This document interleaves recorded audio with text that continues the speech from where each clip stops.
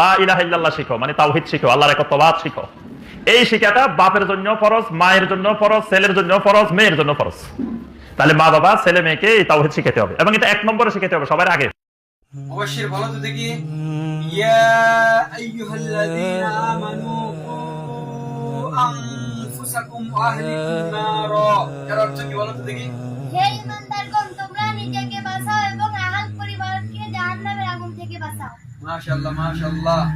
আচ্ছা আম্মু, বলো তো তাওহীদ কয় প্রকার?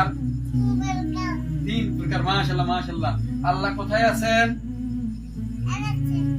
মাশাআল্লাহ মাশাআল্লাহ। এবার তুমি কও, তাওহীদ সোল বলছে তাওহীদ 3 প্রকার। তাওহীদ 3 প্রকার কি কি বলো? তাওহীদুল উলুহিয়া, তাওহীদুর রুবুবিয়্যাহ, তাওহীদুল আসমা ওয়াস সিফাত। মাশাআল্লাহ। فردوس الرحمن ظلال غاية قلب أسمى منال نسعى لحق في مسير يهدي الأرواح من ضلال فردوس الرحمن ظلال غاية قلب أسمى منال نسعى لحق في বন্ধুগণ, তাওহীদ প্রতিষ্ঠার কাজে সহযোগিতা করতে পেজটি অবশ্যই ফলো দিবেন ইনশাআল্লাহ।